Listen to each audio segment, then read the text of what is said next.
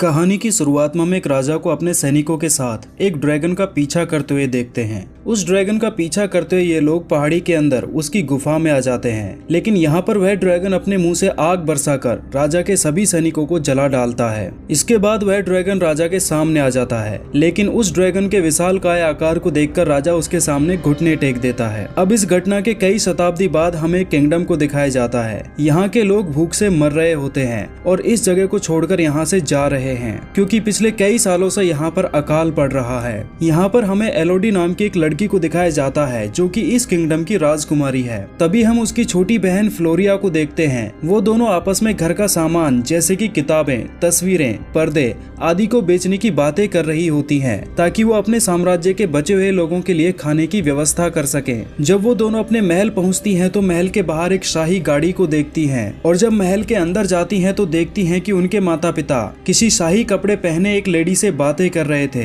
जब वो लेडी वहां से चली जाती है तब एलोडी अपने पिता से उसके बारे में पूछती है, तो उसका पिता उसे बताता है कि ओरिया की महारानी की तरफ से शादी का पैगाम आया है। तुम्हारी शादी एक शहजादे से होने वाली है। तुम हमेशा से ही अपनी माँ की तरह पूरी दुनिया घूमना चाहती थी। अब तुम्हारे सारे ख्वाब पूरे हो जाएंगे। उसके पास बहुत सारे जहाज और सोना है। जाओ जी लो अपनी जिंदगी। इस पर एलोडी कहती है कि जिंदगी जीने के लिए प्यार चाहिए, सोना नहीं। इस पर उसका पिता कहता है कि सोना तो हमें चाहिए बेटा, हमारे साम्राज्य के लोगों को इसकी जरूरत है, वरना सर्दी खत्म होने तक हम जिंदा नहीं बचेंगे। इसी में हम सबकी भलाई है। अपने पिता और अपने साम्राज्य की आवाम के खातिर वह अपनी खुशियों की कुर्बानी देने के लिए तैयार हो जाती है। अगले दिन जहाज से वो लोग ओरिया साम्राज्य के लिए निकल पड़ते हैं। जब वो लोग उस साम्राज्य में पहुंचते हैं तो ड्रैगन की एक विशालकाय प्रतिमा को देखते हैं। यह देखकर सबके अंदर एक अजीब सा खौफ पैदा हो जाता है, और अगली सुबह ये लोग ओरिया पहुंच जाते हैं, जो कि बेहद ही खूबसूरत और हरा भरा होता है। यह जगह इन्हें किसी जन्नत से कम नहीं लगती। जब ये लोग शाही महल पहुंचते हैं तो यहाँ के मंत्री के द्वारा इनका स्वागत किया जाता है। मंत्री इनसे कहता है कि शाही परिवार की पूजा का समय है, आपके आने की सूचना उनको दे दी गई है, वो कल सुबह आपसे मिलेंगे। इसके बाद वह मंत्री उन्हें उनके कमरों में ले जाता है। शाही कमरे को देखकर उसकी आंखें फटी की फटी रह जाती हैं। इसके बाद एलोडी अपने कमरे की बालकनी में आती है। यहाँ पर वह सामने वाले किले की बालकनी में एक लड़की को देखती है। ये दोनों मुस्कुराकर एक दूसरे का अभिवादन करती हैं, और अब रात हो जाती है। इतनी शान और वैभव को देखकर एलोडी की आंखों की मानो नींद ही उड़ गई थी। वह फिर से बालकनी में आ जाती है, लेकिन इस बार सामने वाली बालकनी में वह लड़की उसे दिखाई नहीं देती। तभी उसे सामने वाली पहाड़ी पर चमकती हुई रोशनी दिखाई देती है, लेकिन उसे समझ में नहीं आता कि ये क्या था। अगली सुबह एलोडी महारानी और उनके बेटे प्रिंस हेनरी से मिलती है, लेकिन प्रिंस को देखकर लग नहीं रहा था कि राजकुमारी एलोडी से मिलकर उसे खुशी हुई है। महारानी हेनरी और एलोडी से कहती है कि तुम दोनों को एक दूसरे के साथ थोड़ा वक्त बिताना चाहिए, ताकि तुम दोनों एक दूसरे को थोड़े बेहतर तरीके से जान सको। तब तक हम बड़े लोग शादी के बारे में बात कर लेते हैं।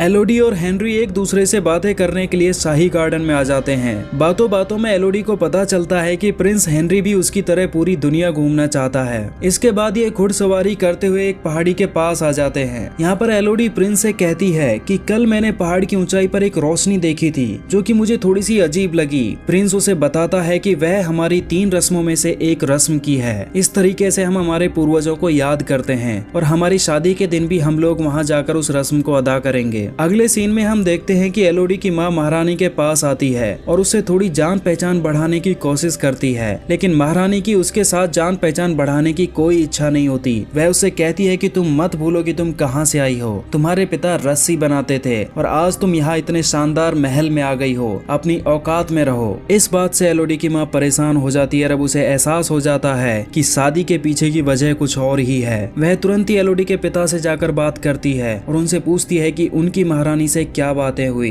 एलोडी का पिता उसे कुछ नहीं बताता, लेकिन उसको देखकर लग रहा था कि महारानी से बात करने के बाद वह काफी बेचैन है। इसके बाद वह एलोडी के पास जाती है और उससे कहती है कि यह एक गलत समझौता है, मुझे यह ठीक नहीं लग रहा, हमें इन लोगों पर भरोसा नहीं करना चाहिए। तभी एलोडी का पिता वहां आ जाता है और एलोडी की माँ से कहता है कि कल एक बहुत बड़ा दिन है, बच्चियों को आराम करने दो। अगली सुबह एलोडी को शादी के लिए तैयार किया जाता है, उसे बेशकीमती कपड़े पहनाए जाते हैं। इसके बाद एलोडी का पिता उसे शादी वाली जगह पर लेकर आता है। यहाँ पर वो दोनों एक दूसरे को रिंग पहनाते हैं। महारानी एलोडी को राजकुमारी का एक ताज पहनाती है और अब एलोडी इस शाही परिवार का हिस्सा बन जाती है। इसके बाद वो दोनों शाही रथ से पहाड़ी पर उस प्राचीन रस्म को निभाने के लिए जाते हैं। प्रिंस एलोडी का हाथ थामकर उसे उस जगह तक लेकर आता है। यहाँ पर शाही परिवार के लोग पहले से ही उनके आने का इंतजार कर रहे थे। महारानी एलोडी को बताती है कि लगभग 100 साल पहले इस पहाड़ी के नीचे एक ड्रैगन रहती थी जिसने हमारे पूरे साम्राज्य में तबाही मचा रखी थी। उस ड्रैगन को मारने के लिए हमारे पूर्वज इस गुफा में नीचे गए, लेकिन उनके सभी सैनिक मारे गए। हमारे पूर्वज ने अपनी जान बचाने के लिए ड्रैगन से एक वादा किया कि वह अपनी 3 बेटियों को उसको सौंप देगा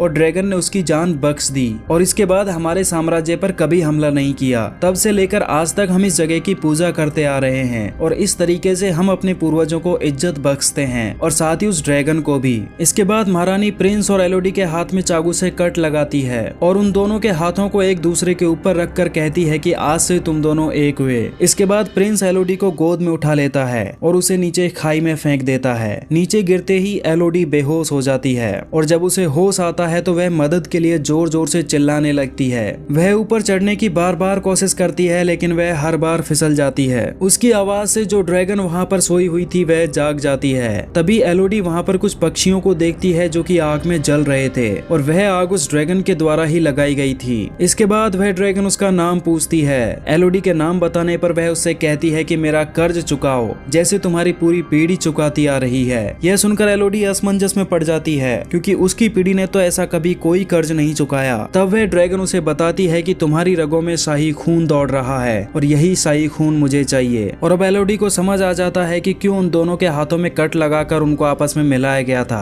ताकि उसका खून भी शाही खून हो जाए। वह समझ जाती है कि उसकी कुर्बानी दी गई है। इसके बाद वह ड्रैगन अपने मुंह से आग बरसाने लगती है। एलोडी अपने आप को बचाने के लिए वहाँ से भागने लगती है। भागती हुई वह एक दूसरी छोटी गुफा में आ जाती है, लेकिन यहाँ भी वह पूरे तरीके से आग से बच नहीं पाती और उसका पैर जल जाता है। अब वह बाहर निकलने का रास्ता खोजते हुए आगे बढ़ती है। तभी वह अपने सामने नीली रोशनी देखती है। वह उस रोशनी की तरफ आगे बढ़ती है, लेकिन वहाँ पर एक गहरी खाई होती है। अब उसके सामने आगे कुआं और पीछे खाई जैसी स्थिति हो जाती है, लेकिन यह बात अलग थी कि उसके पीछे ड्रैगन थी और सामने खाई। हिम्मत करके वह इस खाई को जंप कर जाती है। यहाँ पर वह देखती है कि यह रोशनी छोटे छोटे कीड़ों से निकल रही है। वह अपनी ड्रेस की बाजू को फाड़कर उसमें कुछ कीड़ों को भर लेती है जो कि उसके लिए आगे लैंप का काम करेंगे। इसके बाद वह एक और छोटी सी गुफा में पहुंचती है। यहाँ पर वह दीवार पर कई सारी लड़कियों के नाम लिखे हुए देखती है, जिससे वह समझ जाती है कि उससे पहले यहाँ पर सैकड़ों लड़कियों को कुर्बान किया गया है। अब यहीं पर उसको नींद आ जाती है। जब वह जागती है तो देखती है कि वो छोटे छोटे कीड़े उसके पैर के जख्म वाली जगह पर चिपक गए थे। वह एक एक करके उनको हटाने लगती है। तभी वह देखती है कि उसका पैर बिल्कुल ठीक हो गया था, यानी कि ये कोई साधारण कीड़े नहीं थे। रोशनी के अलावा इनके अंदर हीलिंग पावर भी थी। अब वह इस दीवार पर यहाँ से बाहर निकलने का नक्शा बना हुआ देखती है। वह उस नक्शे को फॉलो करते हुए आगे बढ़ती है और अब उसे ऐसे रास्ते से ऊपर चढ़ना था जो कि नुकीले डायमंड से भरा हुआ था। इस रास्ते से ऊपर चढ़ना मौत को दावत देने जैसा था, लेकिन मौत को तो वो पहले ही दावत दे चुकी थी, इसलिए वह यहाँ से ऊपर चढ़ने का फैसला करती है और आखिरकार वह ऊपर चढ़ जाती है और बाहर निकलने का रास्ता भी उसे दिख जाता है। लेकिन जैसे ही वह वहाँ पर आती है तो देखती है कि वह बहुत ऊंचाई पर है और वहाँ से नीचे जाने का और कोई रास्ता नहीं है और अब उसे रोना आ जाता है। तभी उसे अपने सामने घोड़ों के साथ कुछ लोग दिखाई देते हैं। वह उनको जोर जोर से आवाज लगाती है, लेकिन उसकी आवाज उन तक नहीं पहुँच पाती। तभी वह ड्रैगन वहाँ आ जाती है और उससे कहती है कि 3 जानें दी गई थी और अब 3 जानें ली जाएंगी, और इसी के साथ वह उस पर आग बरसाने वाली होती है। लेकिन तभी कोई एलोडी को आवाज देता है और वह ड्रैगन उस आवाज की तरफ चली जाती है। यह एलोडी का पिता था जो उसे ढूंढते हुए वहाँ आ गया था। अब एलोडी अपने पिता की आवाज की तरफ आने लगती है। तभी उसे अपने सामने बहुत सारे सोने के साथ ड्रैगन के 3 बच्चों की डेड बॉडी मिलती है और अब उसे समझ आ जाता है कि महारानी ने जो कहानी उसे सुनाई थी वह केवल आधा ही सच था। दरअसल पहले राजा और उसके लोगों ने ड्रैगन के उन 3 बच्चों को मारा था और उसके बाद ड्रैगन ने उसके सैनिकों को मारा और राजा की जान बख्शने के बदले में वह इस शाही परिवार की हर पीढ़ी से 3 बच्चों को भेंट के तौर पर लेती है। वहीं दूसरी तरफ एलोडी का पिता अपने सैनिकों के साथ एलोडी को आवाज देते हुए आगे बढ़ रहा था। तभी वहाँ पर वह ड्रैगन आ जाती है और उसके लोगों को मार डालती है और अब वह ड्रैगन एलोडी के पिता के सामने आ जाती है और उससे कहती है कि अपनी बेटी को यहाँ बुलाओ। लेकिन एलोडी का पिता कहता है कि यदि तुम मेरी आवाज सुन रही हो तो मैं तुमसे माफी मांगता हूँ एलोडी, मुझसे एक बहुत बड़ी गलती हो गई, हो सके तो मुझे माफ कर देना और यहाँ पर बिल्कुल मत आना। इतना सुनते ही वह ड्रैगन उसके सीने में अपने नाखून गड़ा देती है। अपने पिता को तड़पता हुआ देखकर एलोडी के मुंह से चीख निकल जाती है। एलोडी की आवाज सुनते ही वह ड्रैगन उसको ढूंढने के लिए दूसरी तरफ चली जाती है और मौका पाकर एलोडी अपने पिता के पास आ जाती है। एलोडी का पिता उससे कहता है कि बाहर हमारे शिप में तुम्हारी माँ और बहन तुम्हारा इंतजार कर रहे हैं, तुम यहाँ से तुरंत निकल जाओ। इतना कहते ही उसके पिता की डेथ हो जाती है और अब जिस रस्सी के सहारे उसके पिता नीचे आए थे उसी रस्सी से चढ़कर वह वहाँ से बाहर निकल जाती है और घोड़े पर बैठकर वहाँ से जाने लगती है, लेकिन ड्रैगन उसका पीछा करते हुए बाहर आ जाती है। एलोडी उससे बचने के लिए चट्टानों के नीचे छुप जाती है। ड्रैगन चारों तरफ आग बरसाने लगती है और उसके घोड़े को भी जलाकर मार डालती है। वहीं दूसरी तरफ महारानी यह सारा नजारा देखकर समझ जाती है कि यह एलोडी की वजह से हो रहा है और वह कहती है कि लगता है मुझे ही कुछ करना पड़ेगा। वहीं दूसरी तरफ हम देखते हैं कि एलोडी की माँ और उसकी बहन अपने जहाज में एलोडी के आने का इंतजार कर रही थी। तभी वहाँ पर वह महारानी आ जाती है और एलोडी की बहन को अपनी गिरफ्त में ले लेती है। जब एलोडी की माँ उसे बचाने की कोशिश करती है तो वो लोग उसके पेट में चाकू मार देते हैं और फ्लोरिया को लेकर वहाँ से चले जाते हैं। और अब एलोडी उस चट्टान के नीचे से निकलती है। उसे अपने सामने अपनी माँ दिखाई देती है। उसकी माँ उसे बताती है कि वो लोग फ्लोरिया को अपने साथ ले गए, हो सके तो उसे बचा लो इससे पहले कि कहीं देर हो जाए। एलोडी घोड़े पर बैठकर अपनी बहन को बचाने के लिए निकल पड़ती है। वहीं दूसरी तरफ महारानी फ्लोरिया को उस प्राचीन रस्म वाली जगह पर ले आती है। जब महारानी प्रिंस से अपना हाथ आगे करने के लिए कहती है तो प्रिंस मना कर देता है और कहता है कि माँ बस करो, वह एक छोटी बच्ची है। इस पर महारानी कहती है कि तुम बहुत बुज़दिल हो। वह फ्लोरिया का और खुद का हाथ काटकर फ्लोरिया के खून में अपने खून को मिक्स कर देती है ताकि ड्रैगन को उसमें से शाही खून की खुशबू आए और इसी के साथ वह फ्लोरिया को नीचे फेंक देती है। फ्लोरिया के नीचे गिरते ही ड्रैगन उसे अपने पंजे में जकड़ लेती है और उसे अपने बच्चों की डेड बॉडी के पास ले जाती है। फ्लोरिया बेहोशी की हालत में होती है। ड्रैगन उससे कहती है कि तुम्हारी बहन तुम्हें यहाँ पर ढूंढते हुए जरूर आएगी और मुझे तुमसे ज्यादा उसे मारने में ज्यादा सुकून मिलेगा। वहीं दूसरी तरफ एलोडी पहले से ही ड्रैगन की गुफा में आ चुकी होती है और ड्रैगन से लड़ने की उसने पहले ही सारी तैयारी कर ली थी। ड्रैगन का ध्यान भटकाने के लिए वह गुफा में दूसरी तरफ आवाज करती है जिससे ड्रैगन उसकी बहन को छोड़कर आवाज की दिशा में चली जाती है और वह मौका पाकर अपनी बहन के पास आ जाती है। वह अपनी बहन को होश में लेकर आती है, लेकिन इससे पहले कि वह अपनी बहन को लेकर वहां से निकल पाती वह ड्रैगन वहां पर आ जाती है। एलोडी ड्रैगन से कहती है कि हमसे झूठ बोला गया था, हमें बताया गया था कि तुमने उनके साम्राज्य में तबाही मचाई, लेकिन सच बात तो यह है कि इन्होंने तुम्हारे बच्चों को मारा था।